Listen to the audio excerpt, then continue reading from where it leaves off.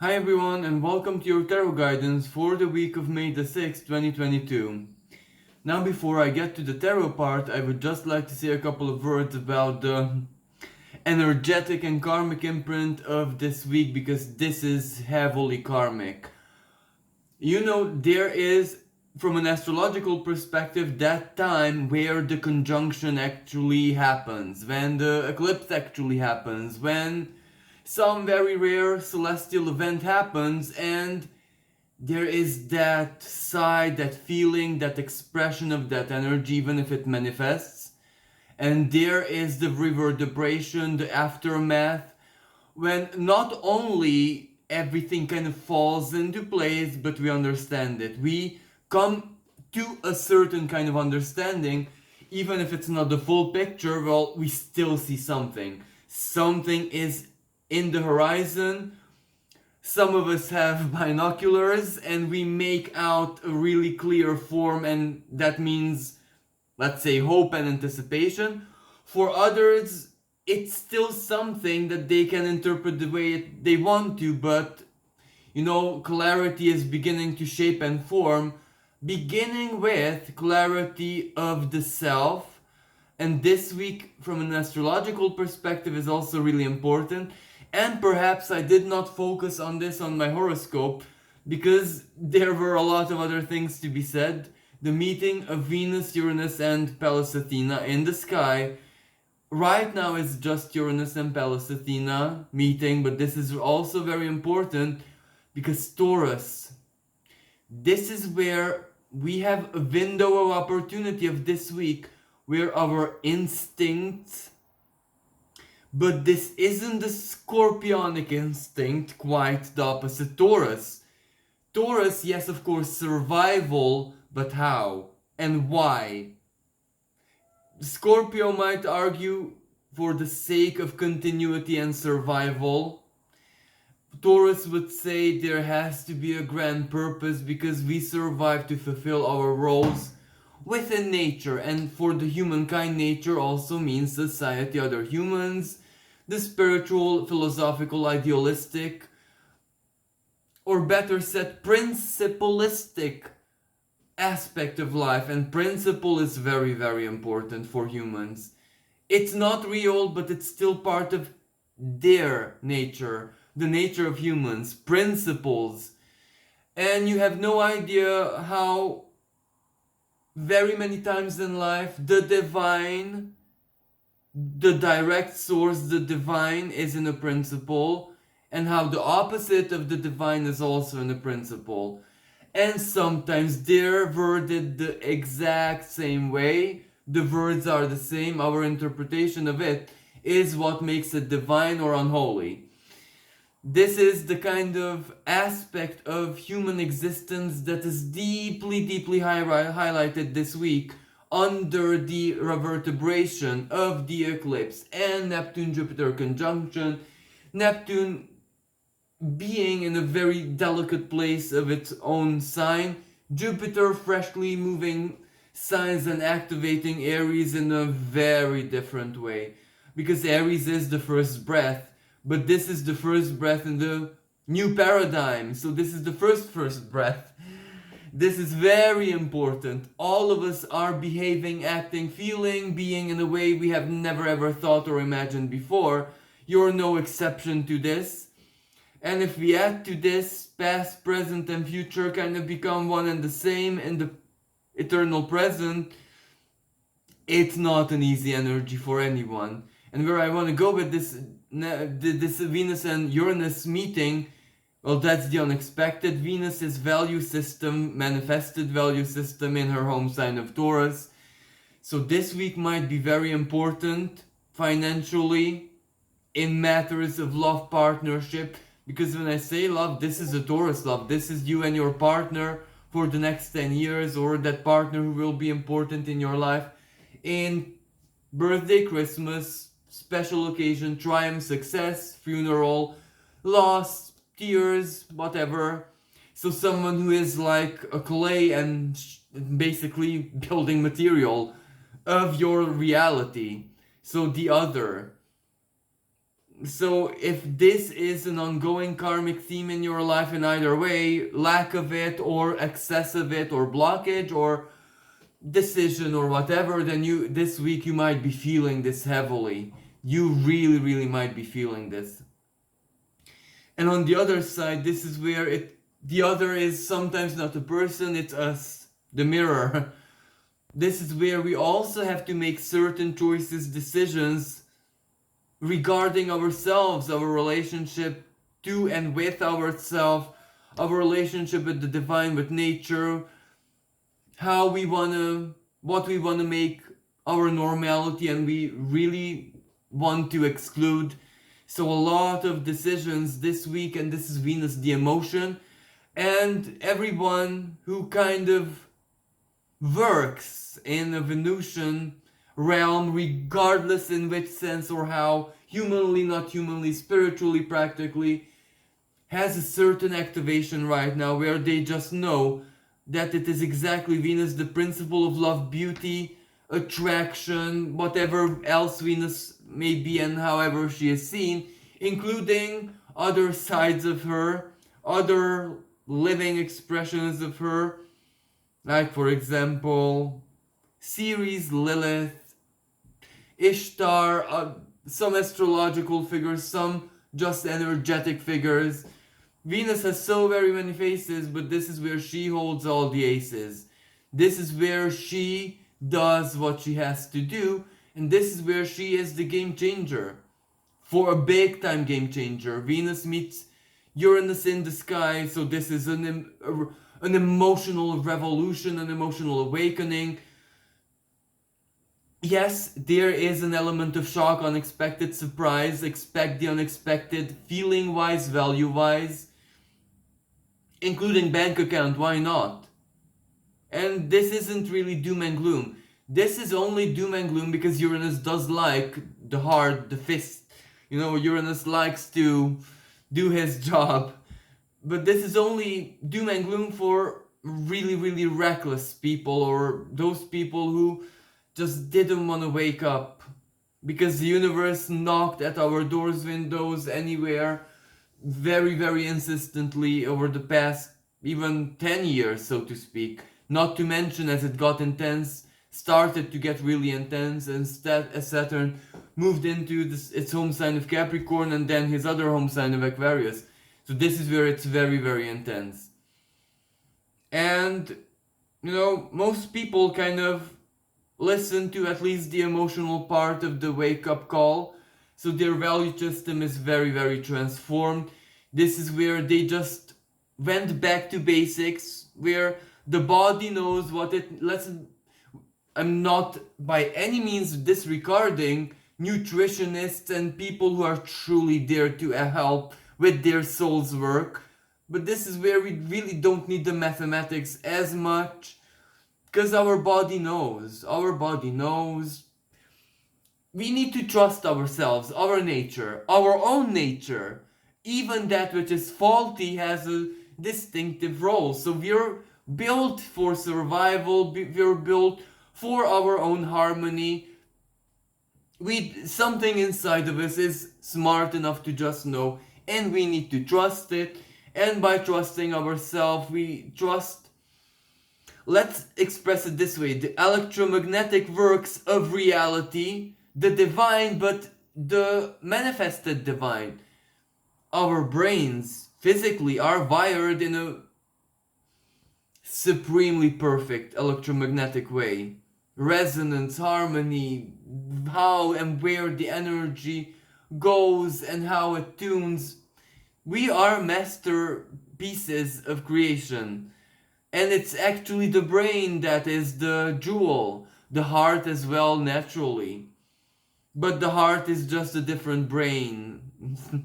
And if you go to astrologer Pam Gregory's channel, that is where she explains why, how, she has all the details. But yes, she is absolutely right.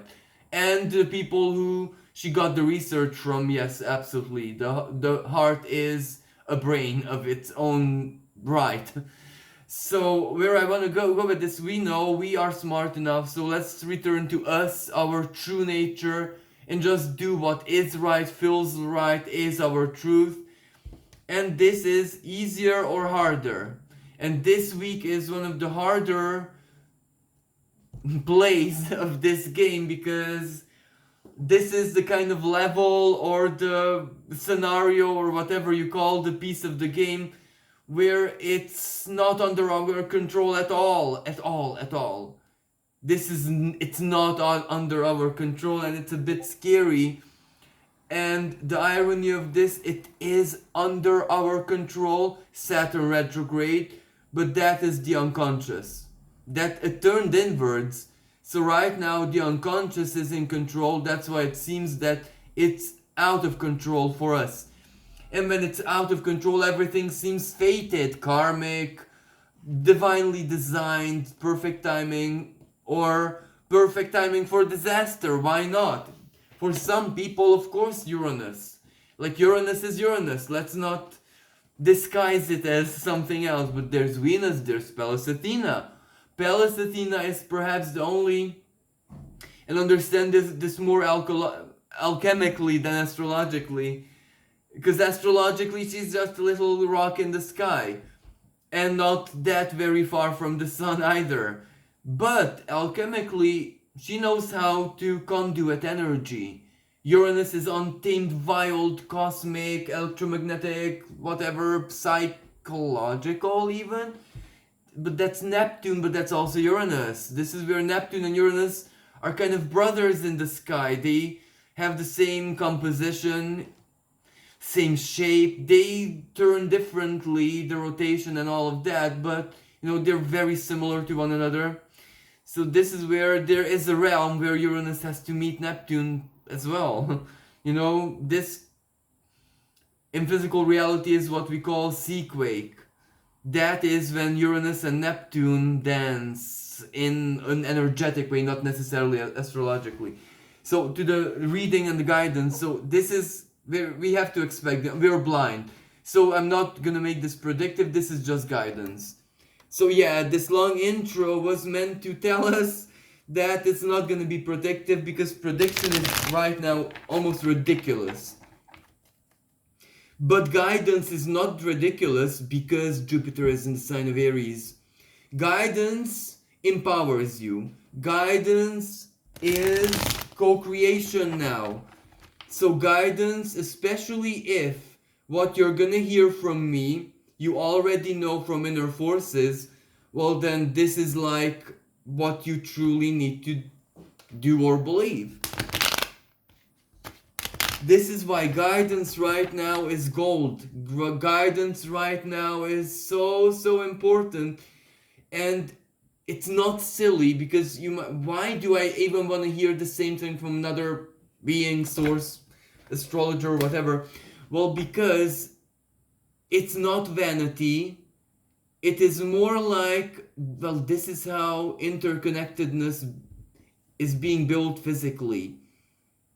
The trust grows, and you get more used to the fact that you can actually whisper in another being's soul, and they whisper back. This is where you start to learn how you whisper to another member of your species ultimately, so it shouldn't be a big deal. But this is how the learning begins. This is how you're an empathic being as well. That is your Uranus is upgrading the sign of Taurus. Taurus is our 5 senses. Uranus, it's not 5, it's 6.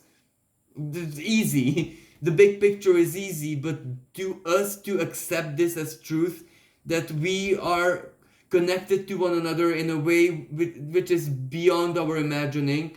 But that is not new. That is actually old.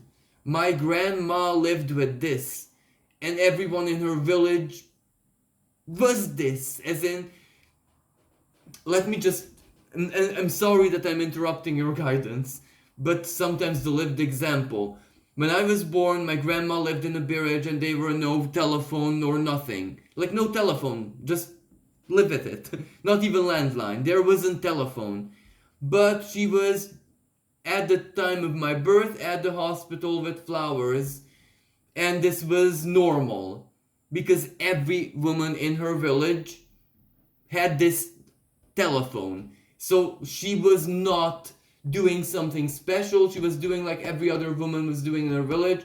When she dreamt it, she get dressed, picks the flowers from her own garden, goes to the city to visit her daughter or son or this relative, that relative, this best friend, that best friend. That's how telephone worked without being telephone.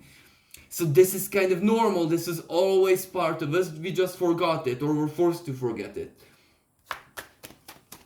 So thank you so much, sorry, for allowing me to indulge in this nostalgic moment. And I lived it. I am so lucky that I lived it. I was part of it. I lived it. So, thank you.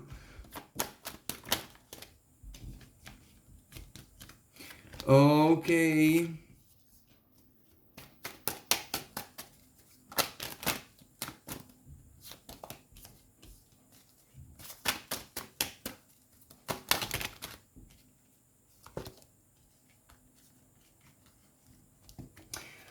Well, yep.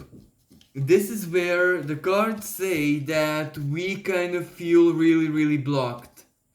We kind of feel like truly lost. We are found, don't get me wrong, because the Page of Swords is upright. We might have facts, we might have the big picture, we might have things figured out. So this is where maybe doors are open, windows, doors are open. We are not, the King of Coins is reversed, but that means that we're uprooted and our financial situation, even if it's not the brightest, it's neither doom and gloom, but it's, neither that very bright because it's just a reflection that we feel a little bit very, very lost and swept away by karmic tides, really swept away. Like, this is where we don't even know what hit us. And this is where it's not the human within us that feels it more. This is the soul, as in, it had a cold and hot shower at the same time. We feel things, we experience things, but the human within us has no idea what's going on. But something's going on. And this is where things feel heavy because they're falling off. We feel totally powerless and strengthless. Yet, this is where we're falling. We don't need the strength because why? Something's falling off. We might feel trapped in a moment of closure and acceptance where we truly let go of the past but are too shy to look to the horizon to see what awaits us, even if what awaits us is, how should I say, a beautiful fertile land. Yes, work awaits us, but at the same time siesta awaits us as well, so a lot awaits us, but this is where we kind of feel a bit guilty to be so excited for what awaits us. We feel guilty because we're a bit alone, and in a good sense even, but we feel sorry for those who could not make it, if that even makes sense. And I'm not telling this physically and that they couldn't make it with us, but more like maybe spiritually, that they did never see the light. They didn't see the light, if this makes sense, as in they didn't see the joy, the love perhaps. And this is where a lot of decisions that we have made already, but more like on a soul level, are now being executed. And we have to sit back and relax because there's no way stopping it. And a card flew out, and again, the mind. And I saw this card in the work of another very, very beautiful spiritualist. His channel is Echo Tier. And the Ten of Swords moment is upon many of us, but this is not doom and gloom. Look, yes, It looked this way in the past, maybe a few months ago when we knew this was coming, when we felt it. But now it's easy because it's just the mind. Who cares? Let it go, whatever this is, or let it die already. Because I rather want to be lost than found in this, you know? So this is the closure we all need. And this week we will see this closure somehow crystallize, manifest, freeing us. You see? We don't have it under control, magician reverse, but blessing. Washing it off. This is where we have to just go with the flow. This week, surrender control. You're doing the right things, as in trust your choices.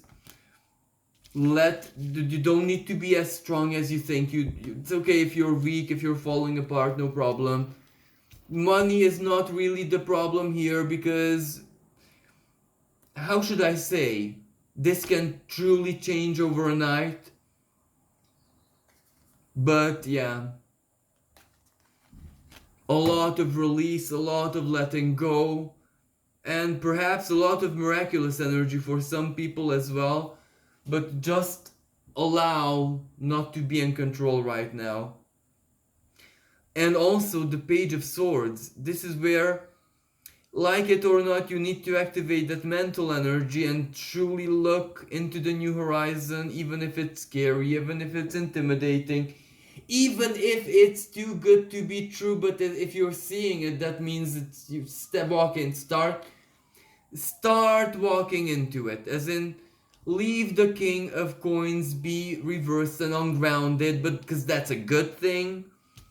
Leave the 10 of Cups reversed, because you have time. The 10 of Cups is reversed not because it's not complete. The karma, the wish fulfillment, the destiny or whatever, it's complete. It's not even as much in the background, because you know that it's here, it's real already. But you cannot process it emotionally right now because you are busy one way or another. Materially, you're busy, karmically, spiritually, you're just busy. You can't process this. But it's okay, because as you step into the new, you will have a few days off. Like physically speaking, even to just cry it out, process it, share it. Enjoy it, celebrate it, whatever this means to you, you will have time for that. And yeah, and just maybe one last card.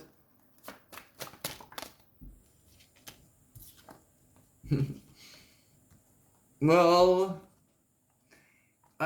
maybe for some viewers it's actually this better end of Uranus, Venus conjunction, if you know what I mean. Maybe it's the good kind of surprise, because you know exactly what I've been saying. Wheel of Fortune turning, the wheel turned already. Wish fulfillment, good fortune, but this is where it's not the good fortune, where you're lucky, not luck. That kind of luck, which maybe eluded you before 2020, is the kind of luck you don't ever want to have in your life anymore. That luck should stay away from you, because your luck is simply purity. You're like a genie, a pure wish, and it gets fulfilled. All you need to do is purify it. You have the experience, you know what alchemy is, you learned your own ways, you learned how you function as a soul, as a spirit, as a being, as a human, as a magician, as an alchemist, whatever it is that you are. Just do it, because you learned it. Purify the dream, the wish, whatever it comes into your hands. You don't need luck. Be grateful that you were unlucky or luck eluded you, because this is like a wish fulfillment. This isn't miracle. It's a miracle, but it's not the sparkly, glittery, or someone winning like the X Factor or being on the pedestal kind of triumphant desire, but it's the kind which is so personal and intimate to you that you would never even want to share it with the world, maybe with one person too. But this is where it's so sacred that you'll be reborn. Because this is where everything is leading, but right now it's out of your control, out of your hands, and you think that you're not gonna be okay, but you are gonna be okay. So, no, maybe it's simple as this. Maybe this was the I don't know, the whole thing of this intro and guidance. The universe just telling us that we're gonna be okay, whatever that means to us personally. So thank you for this. Thank you for listening. If you'd like to support me, you can donate on the PayPal link in the description below. And with this being said, let's hold on tight and wait and see where this flood kind of takes us. Until next time, bye for now.